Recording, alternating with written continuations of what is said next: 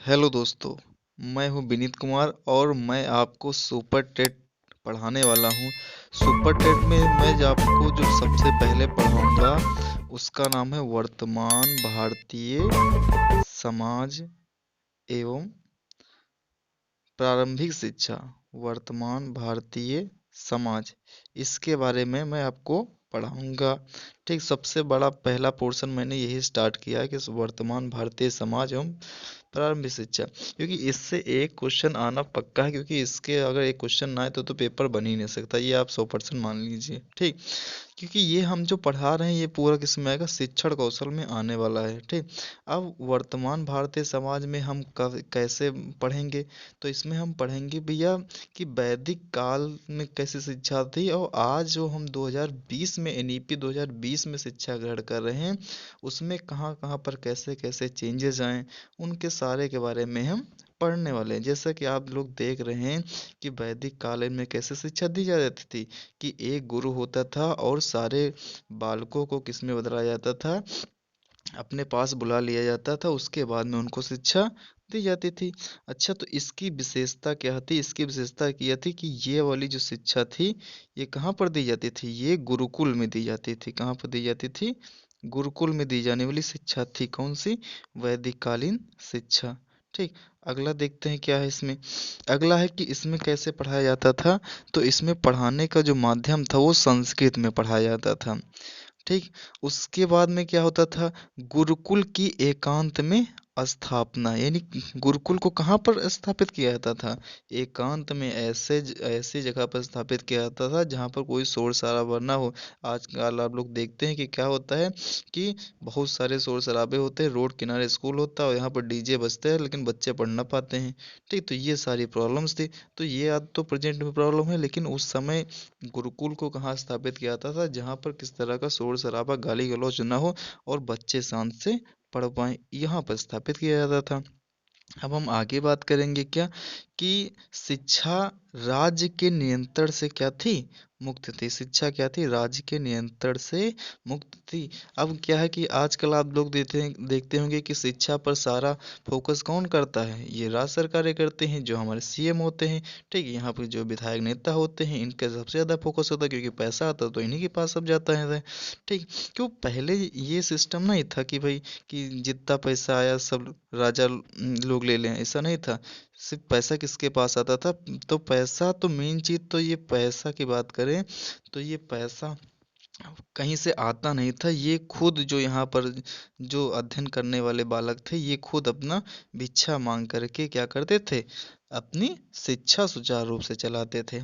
आगे हम देखते हैं, अगला पॉइंट है कि 5 नंबर, शिक्षा की शुरुआत 5 वर्ष की उम्र से घर पर होती थी। हाँ, ये भी बहुत इंपॉर्टेंट पॉइंट है कि शिक्षा की शुरुआत 5 वर्ष से हो जाती थी। ठीक, और उसके पहले बालक अपना घर पर जो खेलना कूदना होता था वो अपना खेलता कूदता था, उसको कोई दिक्कत नहीं। जैसे आप आज भी आप लोग देखते हैं कि बालक आज भी 5 साल तक तो खेलता है, नॉर्मल नॉर्मल है। ठीक, उसके बाद में अब हम बात करेंगे क्या कि उच्च शिक्षा के लिए उपनयन संस्कार कराया जाता था। कौन सा संस्कार, उपनयन संस्कार। उपनयन संस्कार क्या होता है जी, उपनयन का अर्थ होता है कि गुरु के समीप ले जाना।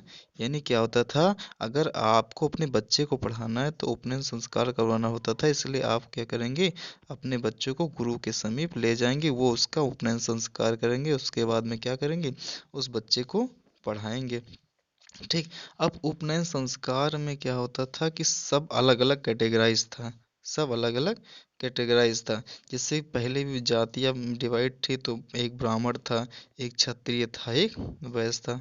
तो इनके अलग अलग हिसाब से क्या होता था, इनके अलग अलग हिसाब से सब ये क्या होता था, देखना आगे आप लोग।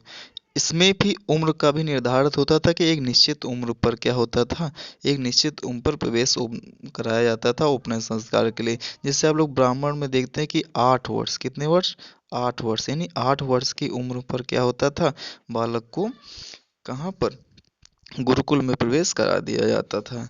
ठीक, उसके बाद में क्षत्रिय के लिए जी कितना था, क्षत्रिय के लिए से 10 से 11 साल थी। ठीक है, और वैश्य के लिए 12 साल थी। हालांकि 10 लिखा होता है, लेकिन कहीं कहीं आपको 10 से 11 मिल जाएगा ये वाला चीज़, तो आप इसमें टेंशन लेने की कोई ज़रूरत नहीं है, सब ये चलता रहता है थोड़ा बड़ा।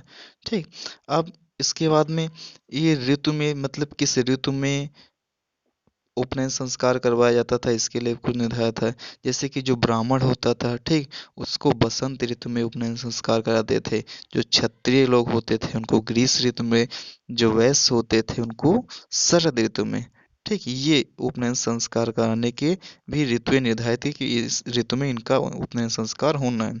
ठीक, अच्छा, कुछ अलग इनकी पहचान भी थी कि देखने में अलग लगे, क्योंकि जातिवाद पहले से ही चला आ रहा है, आप लोग देख रहे हैं, और आज भी ये वही है। ऊपरी वस्त्र की खाल, यानी ऊपरी वस्त्र क्या दिखावटी में क्या पहनते थे, जैसे आप लोग आजकल क्या पहनते हैं, जीन्स टी शर्ट ये सब चीज़ें पहनते हैं ना, तो आप लगते हैं कि ये पहचान हो जाती है वैसे इनके। ठीक, वैसे क्या हुए, ब्राह्मण क्या पहनते थे, ब्राह्मण पहनते थे काले हिरण की खाल पहनते थे। क्या पहनते थे, काले हिरण की खाल ये लोग पहनते थे। ठीक, उसके बाद में जो क्षत्रिय होते थे वो क्या पहनते थे, ये जो क्षत्रिय होते थे वो क्या पहनते, धब्बेदार हिरण की खाल पहनते। जो धब्बे वाली दार हिरण होता है ना, उनकी जो खाल होती वो लोग कौन पहनते थे, क्षत्रिय लोग पहनते थे।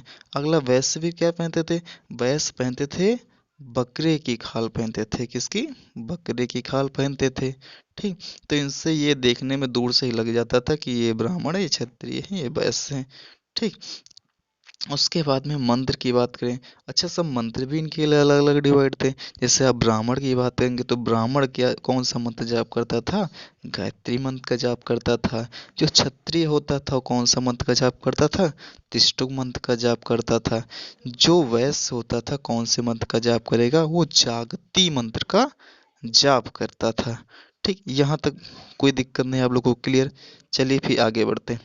अब अदर पॉइंट को कुछ देख लेते हैं, कुछ इंपॉर्टेंट पॉइंट हैं।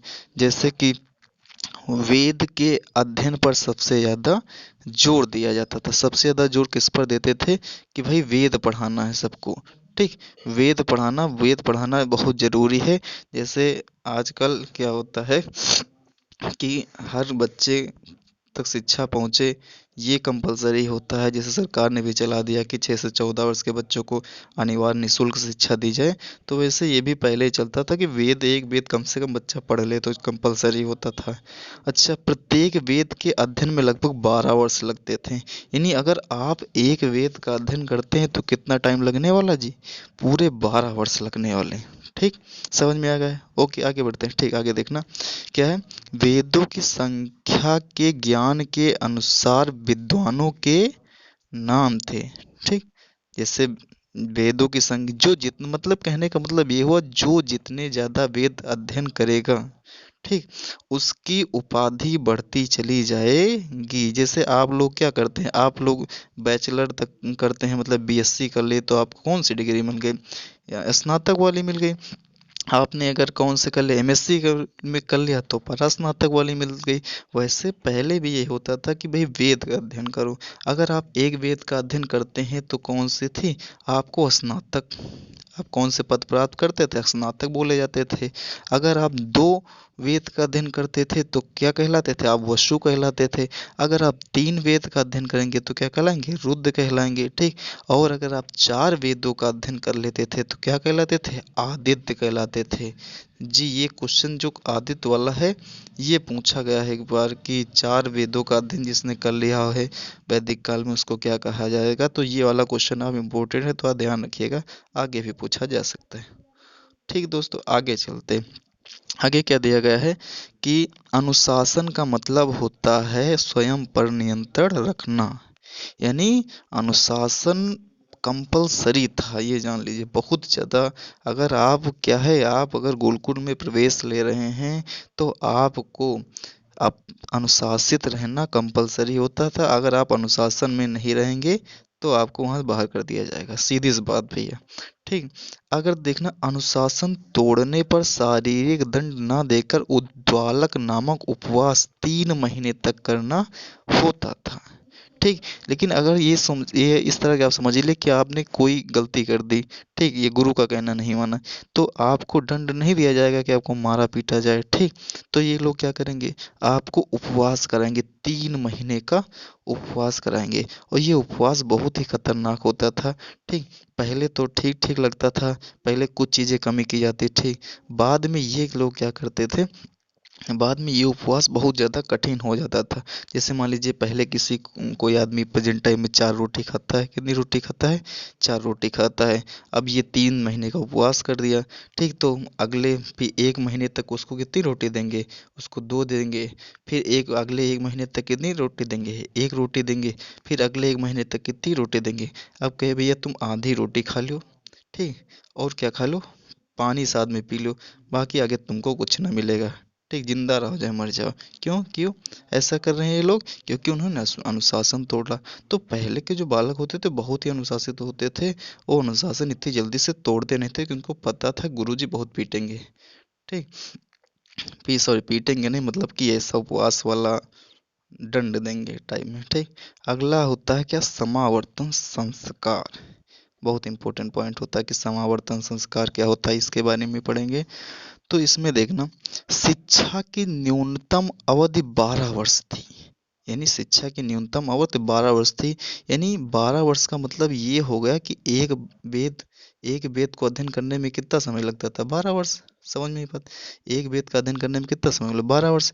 यानी 12 वर्ष लगता था। तो आप एक वेद अध्ययन करके क्या करते थे, आप गृहस्थ जीवन चाहे तो आप जी सकते थे, कोई दिक्कत हो नहीं, ठीक। अगर आपको आगे उपाधि लेनी है तो आप आगे भी क्या करें, वेद का अध्ययन करिए, सिंपल सी बात है। जैसे आपको आज क्या करना, मान लीजिए आप बहुत ज़्यादा पढ़ाई नहीं करना चाहते हैं, नॉर्मल करना चाहते हैं, तो आपने क्या कर लिया, आपने बीएससी कर लिया, ठीक, या क्या कर लिया, या बीए कर लिया, यहाँ तक आप चीज़ें कर ली, ठीक। लेकिन अगर आपको और ज़्यादा आगे पढ़ना है, पर स्नातक की डिग्री लेनी है, तो आप क्या करिए, या तो एमए करिए, या क्या करिए, एमएससी करिए, ठीक। और भी ऑप्शन है जो आप करना चाहें, ठीक। पर स्नातक की डिग्री वैसे मिल जाएगी, ठीक। समझ में आ गया। तो शिक्षा की जो न्यूनतम अवधि की थी वो कितनी थी, ये 12 वर्ष थी। कितनी वर्ष थी, 12 वर्ष। एक वेद का अध्ययन करने पर, एक वेद का अध्ययन करके बालक गृहस्थ जीवन जी सकता था। समझ में ये बात, कि यहाँ पर क्लियर हो गया होगा कि आपको एक वेद का अध्ययन करके, यानी 12 वर्ष तक शिक्षा ग्रहण करके वो बालक कहाँ गृहस्थ जीवन चाहे तो जी सकता था, कोई दिक्कत वाली बात नहीं थी, ठीक। आगे देखना क्या था, गुरुकुल में शिक्षा खत्म करके गृहस्थ जीवन जीने के लिए एक संस्कार किया जाता था, जिसे समावर्तन संस्कार कहा जाता था। अब देखिए समझिए, बहुत ही इंपॉर्टेंट पॉइंट है। अगर बालक 5 साल है, ठीक, अगर बालक की उम्र कितनी है, अगर बालक की उम्र है 5 साल, बालक की उम्र कितनी है, 5 साल। अगर बालक की उम्र 5 साल है तो उसको क्या हम कराएंगे, उपनयन संस्कार कराएंगे। कौन सा, उपनयन संस्कार कराएंगे। तब जाकर कहाँ पर आएगा, वो एंट्री करेगा कहाँ पर, गुरुकुल में। अब गुरुकुल में एंट्री ले लिया, ठीक, हो गया गुरुकुल में एंट्री। अब वो बच्चा क्या करेगा, 12 साल तक तो यहाँ पर पढ़ेगा, कितने साल तक, 12 साल तक। अब 12 साल के बाद वो चाहता है भैया हम भी शादी वादी करेंगे, थोड़ा हमारे बच्चे अच्छे हो जाएं, ठीक। उसके बाद में अब हमको पढ़ाई वढ़ाई में ज़्यादा इंटरेस्ट नहीं है, अपना भी ऐसे सिंपली जीवन जिए। तो उसके लिए भी एक संस्कार करना पड़ता था, जिसको क्या करते थे, समावर्तन संस्कार कहते थे। यानी गुरुकुल से बाहर निकलने के लिए भी आपको एक संस्कार की जरूरत पड़ती थी, वो संस्कार कौन था, समावर्तन संस्कार था। आइए आगे देखते हैं, कुछ अन्य बिंदु भी थे, जैसे कि क्या था, महिला शिक्षा की बात करें। महिला शिक्षा की दशा कैसी थी, बेहतर थी। यानी बहुत ही अच्छी महिला शिक्षा थी। जैसे वहाँ पर आप प्राचीन प्राचीन इतिहास जब पढ़ेंगे तो वहाँ पर पाएंगे क्या, अपाला जैसी विद्वान थी, घोषा, गार्गी, ठीक। तो ये ऐसी बहुत ही अच्छी महिला शिक्षा थी, ठीक। ये वहाँ की विद्वान, बताओ आज इतना ज़्यादा महिला शिक्षा डेवलप हो रही है, तो सोचिए आज के कितने समय पहले वैदिक काल जब चला तो वहाँ पर भी महिला शिक्षा अच्छी थी, ठीक। उसके बाद में देखते हैं क्या, उसके बाद में क्या है, शिक्षा मौखिक रूप से, ठीक। शिक्षा कैसे दी जाती थी, मौखिक रूप से शिक्षा दी जाती थी, यानी बोल बोल के पढ़ाया जाता था। अगर गुरुजी को कोई टेस्ट लेना है, मान लीजिए आपका टेस्ट लेना है, तो बोल बोल के पढ़ाएं तो बोल बोल के टेस्ट लेंगे भैया, ठीक। और जो पास हो जाता था, अब गुरुजी की मर्जी है, गुरुजी के अगर तुम मन भाग गए तो तुम पास, गुरुजी के मन भाग गए तो पास, नहीं तो क्या हो गए, फेल, फेल हो गए तो फिर पढ़ो गुरुजी के पास में, ठीक। टाइम बताओ, समझ में आई बात। अगला देखना क्या है। अगला है कि कक्षा नायक पद्धति की शुरुआत, ठीक। यहाँ पर अगर मान लीजिए गुरुजी किसी काम से कहाँ चले गए, बाहर चले गए, कहाँ चले गए, बाहर चले गए, ठीक। तो वहाँ पर एक दूसरी, मतलब उस गुरुकुल को संभालने के लिए, वह कक्षा को संभालने के लिए कोई दूसरा व्यक्ति होना चाहिए। तो जो दूसरा व्यक्ति उस काम को गुरु वाले संभालता था, उसको कौन सी पद्धति कहते थे, कक्षा नायक पद्धति कहते थे। समझ में आ गया, ठीक। आगे चलते हैं। पहले क्या था, अनुकरण मनन या रट्टा विधि द्वारा शिक्षा दी जाती। अच्छा, पहले क्या था, कोई व्हाइट बोर्ड तो था नहीं, क्या था, कोई व्हाइट बोर्ड या कोई मोबाइल, मोबाइल तो था नहीं, ना तो व्हाइट बोर्ड था, ना क्या था, ना क्या था, मोबाइल था। जब ये चीजें नहीं थी तो गुरुजी क्या करेंगे, गुरुजी रट्टा लगवाएंगे, क्या लगवाएंगे, गुरुजी क्या लगवाएंगे, रट्टा लगवाएंगे, ठीक। रट्टा लगवाएंगे, उसके बाद में मनन करेंगे, जो गुरुजी कहेंगे उसके दिमाग में अपने चलाते रहो, चलाते रहो, याद होगा तो अच्छी, नहीं याद होगा तो फिर से याद करना, ठीक। समझ गए, ठीक। उसके बाद में आगे देखते हैं। तो इस तरह से शिक्षा दी जाती थी, यानी रट्टे लगवाए जाते थे, जो कि आज की शिक्षा व्यवस्था में बहुत ही बेकार माना जाता है। किसको, रट्टा को, यानी रट्टा तो लगवाना है नहीं किसी कीमत पर। ये एनईपी 2020 में भी बोल दिया गया है। हालांकि ये पहले से भी हमारे सिलेबस में पढ़ा हुआ था कि बच्चों को रट्टा नहीं लगवाना, समझा समझा के पढ़ाना है। एक बार ना समझे, दो बार समझा के पढ़ा दो, ठीक। आगे देखना, गुरु शिष्य में पिता पुत्र की तरह संबंध। हाँ भैया, ये बहुत इंपॉर्टेंट पॉइंट। यानी गुरु क्या थे, गुरु थे आपके पिता, और आप क्या हैं उनके, आप क्या हैं, आप हैं पुत्र। तो इनमें संबंध कैसा होना था, गुरु और आप में पिता पुत्र की तरह संबंध होता था, ठीक। यानी आप जैसे भी हैं, गुरु जी आपको एक्सेप्ट करते थे, गंदे हैं तो अच्छे हैं तो फिलहाल, ठीक। उनका मेन मकसद गुरु जी का क्या था, आपको अच्छा बनाना, बस, ठीक। आगे देखते हैं। बस यहीं तक दोस्तों, बस ये वाला आपका खत्म हो गया। ये आपकी वैदिक शिक्षा हमने आपकी कंप्लीट करा दी है। और किसी भी एग्जाम में आप उठाकर देख लीजिए, 1 से 2 नंबर आपसे मिल जाएंगे क्वेश्चन 100% के साथ, ठीक। Okay, thank you. अगर वीडियो अच्छी लगे तो वीडियो को क्या करिए, वीडियो को लाइक करिए, चैनल को सब्सक्राइब कर दे, बस ये तुम्हारा काम है, ठीक। चैनल को क्या करिए, सब्सक्राइब कर लीजिए। Thank you guys.